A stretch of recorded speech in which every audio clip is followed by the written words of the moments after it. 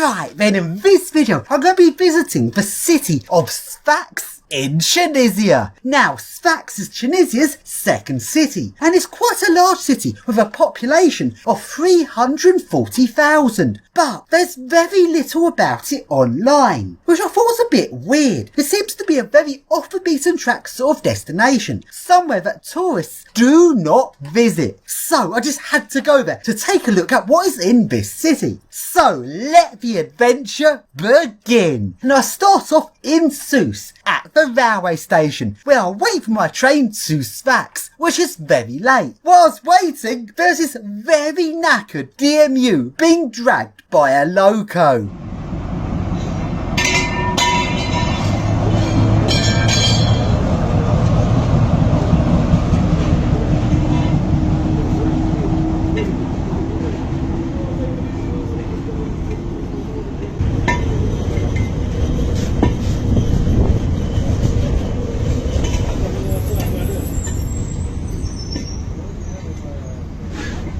So the DMU cannot run itself, it has to get pulled.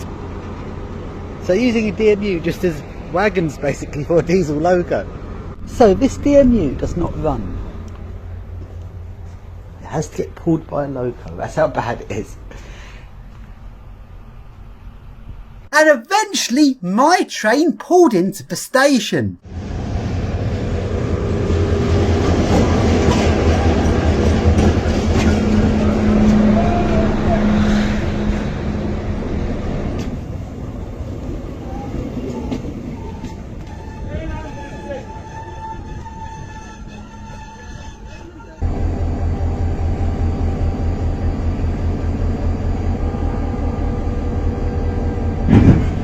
Once the train had finally started leaving the station, it was now 1 hour and a quarter late. And there's very few trains per day. So you can see that this railway is pretty knackered. Anyway, I'm now on my 2-hour train journey down to Sfaz. Let's take a look around this train. This door is meant to be locked.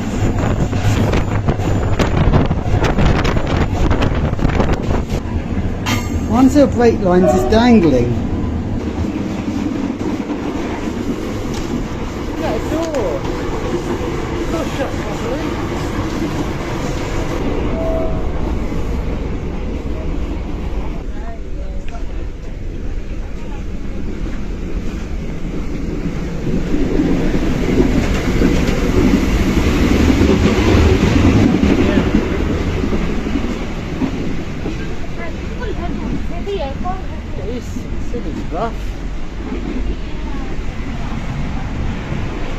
Fucking hell, look at my toilet.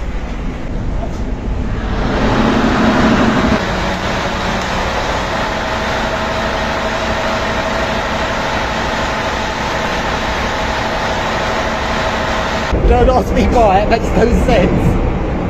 Look at that. That is fucked.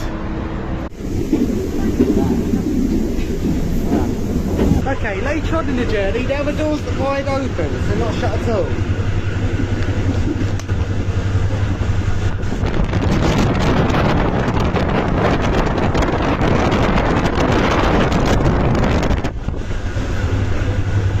That's fucked.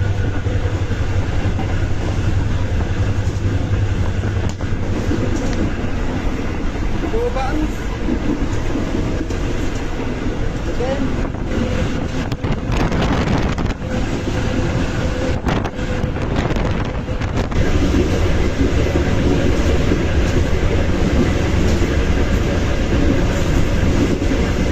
And along I go into Sfaz. This city is actually pretty big, as it's 5 miles from the outskirts of the city into the centre. But the train does not stop until the main railway station in the centre. However, it goes very slowly, partly so it doesn't hit anything at the many level crossings where all the car drivers just whiz in front of a train, and it's also going slow, so if anyone actually wants the outskirts rather than the city centre, they can jump out of the train while it's moving.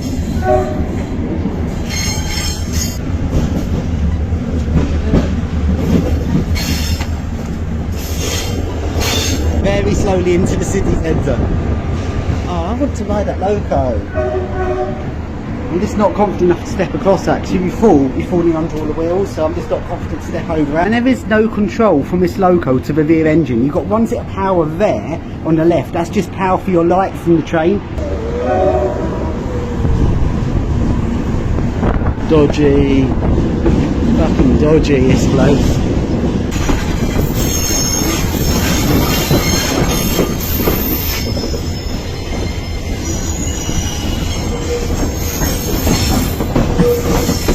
So here I am at Sfaz railway station.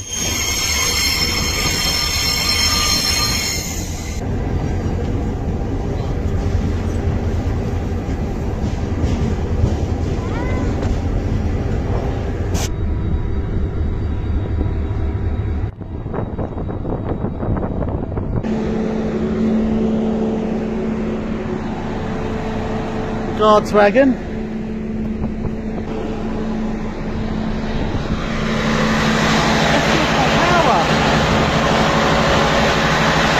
And that's what they call disabled access, people with wood on the tracks. So here's the main ticket hall of Sfaz. Wow, smashed window. Main station hall, and look how many windows are smashed.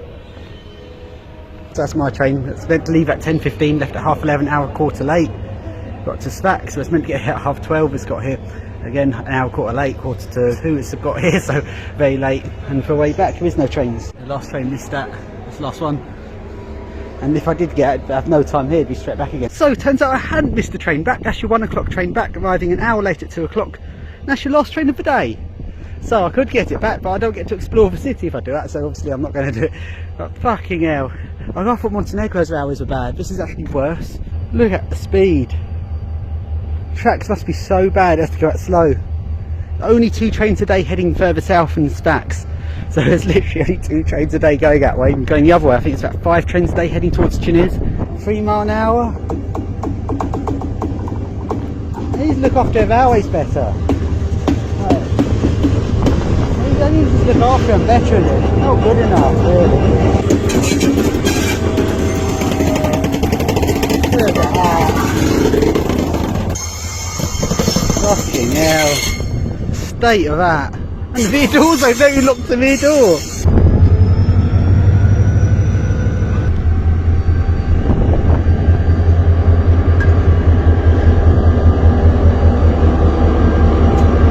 Wow, hey, so a red signal. Having involved set a signal for it. That's fast. I walk faster than that, that's so slow. There's some track from up there which I have to go slow over. That is so slow. So let's now explore the city. Oh, trees and now display items, display stuff off. That's an interesting way of doing it, just attached up to a tree. Because it looks better than just having them in a big container like that. And let's take a look at the first lift. Now this is what I wanted. 2-speed and a bit old. That's more what I wanted. Oh, that feels good. Kilogram button. That's the button. Fan does nothing, but fan's a bit wobbly.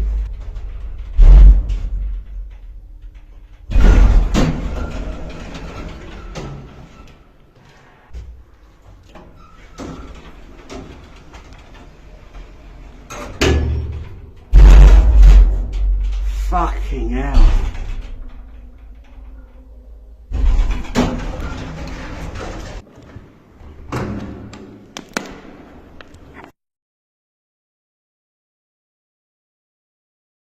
And along to the only modern part of the city centre, which looks like this. And the lifts in these buildings are very cheap and rather knackered.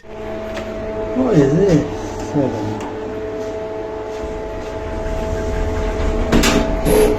Fucking hell. So that's your buttons. One is a bit fucked. Stop. Does nothing. That one's missing. So one, you just press that. This is fucked. I've got a bit of that.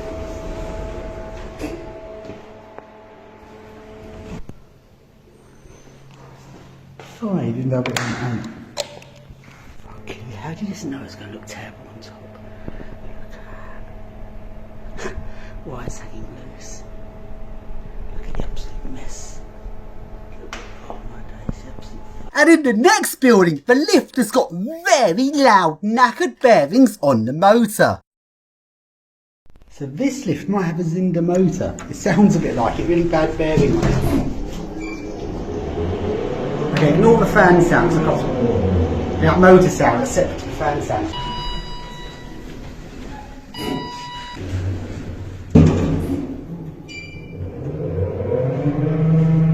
Oh, that sounds bad. That sounds absolutely terrible.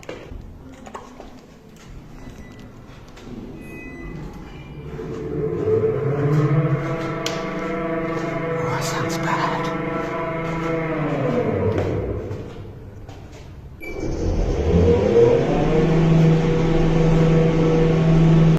A little shopping centre. Wow. That's fucked. Verona. The first down is this up to go up. That tells you everything.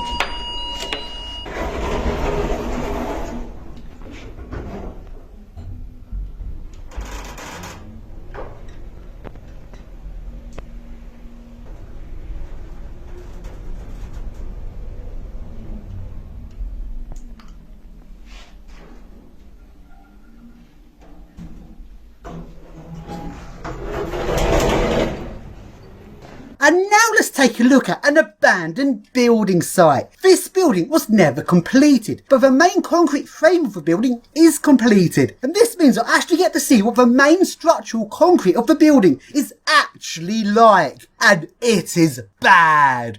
On the inside, there's not that many uprights, although you've got a middle core. The middle core looks pretty well built, so I'll give it that. But then if you look up, the floors are not solid concrete. See the red infills? Those are those red infill bricks. So it's like very basic concrete with the red bricks in between to infill the gaps in the concrete. That's not very good. That's fallen over. It looks like construction stopped. And the crane is fucking rusty.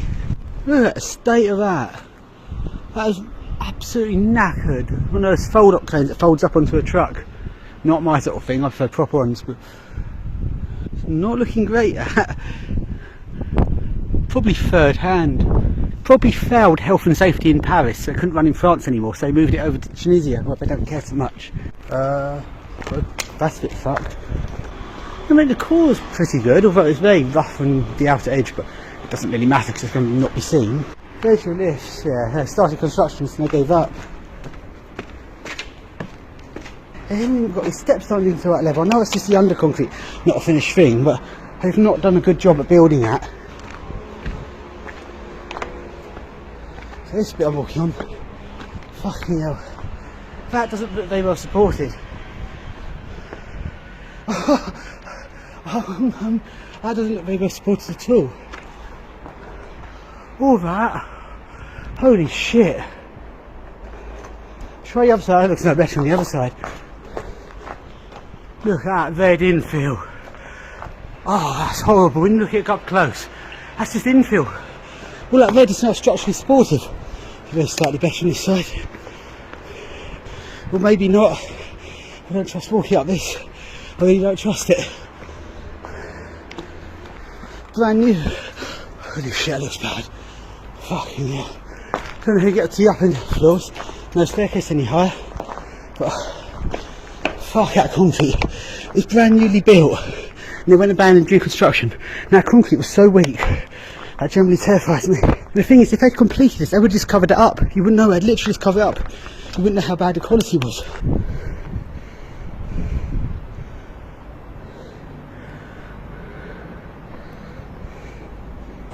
This is generally absolutely fucked.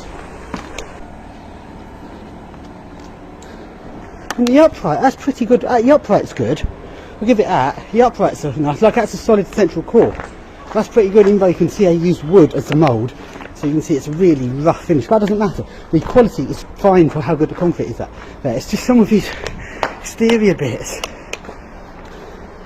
And along to the hospitals. As well as the main public hospital, there's also the private hospital shopping centre thing. It's literally like a shopping centre. You go in and you go to whatever shop unit is providing a medical service which you need. This feels very capitalistic in a way I don't like, but later on when you see the actual hospital, you'll see why this exists. So medical city's right next to the actual hospital. Okay, let's go to 6. Gonna work or not? Yeah.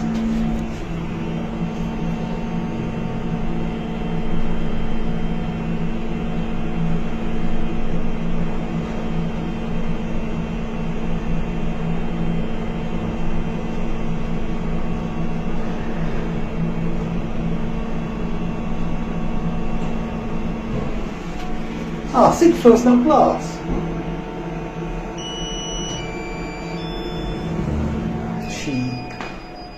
So this is not a hospital. Then you've got Centre of Radiology. I wouldn't trust that's properly shielded. I would not want to live next to that because I just have a bad feeling. And knowing this country, that's probably not shielded to the extent it should be. So that's your private hospital. Let's now compare it to the public hospital. And now let's take a look at the actual hospital. So you see, public hospital is a lot more spread out, very less commercial looking. And there's all the solar panels on all the roofs. It's a real Gaza feel, like seeing that, like big solar panels on the roof. It's like scenes out of Gaza. So I went to different bits of this hospital and didn't find many lifts. I actually only found one lift in the entire hospital, which is an Arona which wasn't working. Now, one thing that really creeped me out about this hospital was the smell. I'm used to hospitals smelling very strongly of disinfectant and cleaning fluids, but this one, it did not smell good. I don't know how to describe that smell. It was so vile, it made me want to puke. It almost kind of smelled like body fluids had been left there for such a long time, had gone stale and mouldy, and they've never been cleaned up. But anyway, let's now take a look at the Medina, which is the alleyway city. A lot of these African cities have Medinas, but they're usually very touristy, full of people trying to sell you stuff, especially when they see you're not local. They go in for the hard sell. You can't just relax in a Medina and walk around and enjoy it, because they're very interesting places, but the pushy salespeople are very off-putting. But that is not the case in Sfaz, and that's because tourists do not visit this city. Meaning this is one of the few places in Africa where you can actually see an actual real working Medina. Unlike in Morocco, where they say it's a working Medina but it's now just been taken over with touristy shops, this Medina is fully authentic. Exactly how an Arabic Medina works without the tourists. And just for that, I'd recommend you visit this, as it's generally nice not to see the tourist shit everywhere and you just see how Medinas actually function with all the people rushing around the alleyways. It's not the biggest Medina, but I would say it's the most authentic.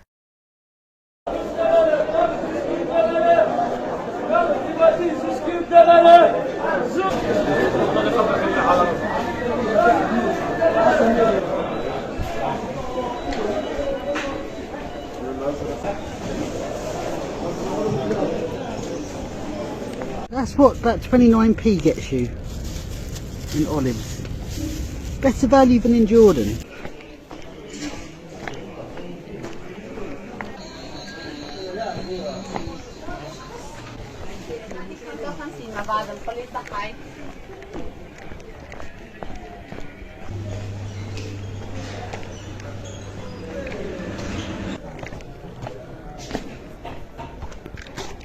Oh, look at this, this bit rough.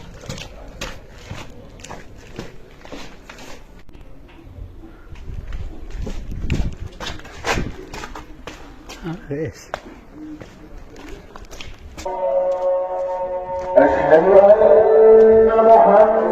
That's the mosque. There's a speaker for that, it's loud. I don't know. Fucking loud. I want to live next to that. That's for a morning one, it'll wake you up.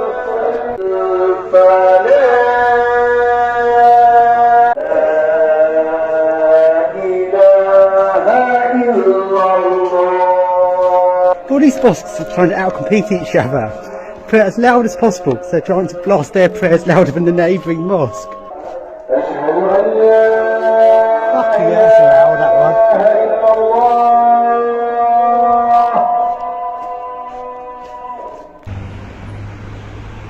What the fuck is Best Baby? So then, the city of Sfaz is pretty big, 340,000 people and 5 miles from the centre to the outskirts. Yet when I walked out of the centre, the rest of the city seemed rather faceless. There's loads of rather small, very cheaply built residential buildings, but nothing really interesting for me to see. So I don't really understand this city. Loads of people have said there's not much here, and it seems like it might be true. So then, it's now time for me to leave Sfaz and go back to Sfaz. But the last train of the day departed at, well, it was meant to be 1 o'clock, but it actually departed 2 o'clock. How on earth am I going to get back? Well, it seems I'll have to use the share taxi. On my first trip to Tunisia, this is something where I really fucked up. Because 3 years ago back in Tunisia, when I was trying to work out what transport to take, everyone just kept directing me, oh, get a taxi. And they took me to this taxi place that charged, well, quite a lot because it was just for an individual taxi. That's one of the things that's annoying about Tunisia, is people assume that if you're not local, you must be rich. But in fact, there's actually loads of cheap transport in Tunisia. You just have to turn down all the taxi rubbish and do what the locals do. Share a taxi. So I go along to the share taxi station and it looks like this. Now these are smaller than the microbuses in Egypt. Maybe I should call these the nano bus, the tiniest bus imaginable, which is pretty much just a car. These are actually pretty frequent, although you do have to be aware that after sunset most of Tunisia shuts down because it's a Muslim country. They work a lot more to the hours of the sun. Morning prayers is literally just before sunrise, so most people are awake just before sunrise, meaning people go to bed early. So unlike in England, you regularly see people out till like midnight, in Tunisia, once it's sunset, the cities go dead. So I went to the share taxi station literally just at sunset and I had to wait about 20 minutes for a taxi. If you get one in the daytime, you'll be waiting less than 5 minutes. So back along I go to Sfaz, and it took half the time in the share taxi than it did on the train.